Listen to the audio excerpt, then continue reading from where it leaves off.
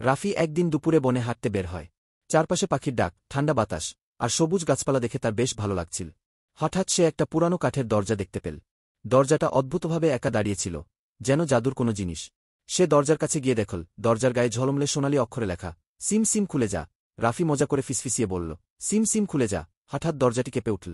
সোনালি আলো ছড়িয়ে পড়ল চারদিকে, আর দরজাটি আস্তে আস্তে খুলে গেল। রাফি অবাক হয়ে দরজার ওপারে তাকাল। সেখানে ছিল এক জাদুর জগৎ। আকাশে রঙিন মেঘ ভাসছে, চারদিকে উজ্জ্বল ফুল ফুটে আছে, আর হালকা সোনালি বাতাস বইছে। হঠাৎ রাফির সামনে এক ছোট্ট উজ্জ্বল পরী উড়ে এল।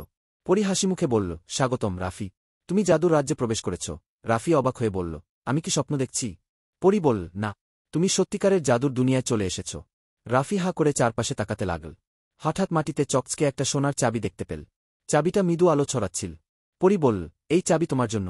এটা দিয়ে তুমি নতুন রহস্যের দরজা খুলতে পারবে। রাফি ধীরে ধীরে চাবিটা হাতে তুলে নিল। সামনে বিশাল এক সোনার দরজা ছিল। রাফি দ্বিধা না করে চাবিটি দরজার ছিটকিনিতে ঢুকিয়ে দিল এবং ঘুরিয়ে দিল। দরজাটি কেঁপে উঠল। হঠাৎই দরজার ফাঁক থেকে এক উজ্জ্বল সোনালি আলো বেরিয়ে এল। রাফি চোখ বড় বড় করে দেখল, দরজার ওপারে বিশাল এক ধনভাণ্ডার। সেখানে সোনার মুদ্রা, হীরা, মুক্তা আর নানা রকম চকচকে জিনিস ছড়িয়ে আছে। কিন্তু ঠিক তখনই এক বিশাল গম্ভীর গর্জন শোনা গেল। রাফি পিছনে তাকিয়ে দেখে, এক বিশাল ড্রাগন ধীরে ধীরে তার দিকে তাকিয়ে আছে। তার বিশাল ডানা, তীক্ষ্ণ চোখ আর মুখ থেকে ধোঁয়া বেরোচ্ছে। রাফি ভয়ে এক পা পিছিয়ে গেল। পরী বলল, ভয় পেও না, সে আমাদের বন্ধু। ড্রাগন গভীর গলায় বলল, শুধু সাহসী এবং সৎ লোকেরাই এই ধনভাণ্ডার পেতে পারে। পরী হাসতে হাসতে বলল, রাফি, তুমি সাহসী, তুমি ধনভাণ্ডারের আসল মালিক। রাফি আনন্দে হাততালি দিল, আমি সত্যি সত্যি জাদুর রাজ্যের বন্ধু হয়ে গেছি। ড্রাগন বলল, তুমি চাইলে এখনও বাড়ি ফিরে যেতে পারো, দরজাটি খোলা থাকবে। রাফি বলল, আমি আবার আসব।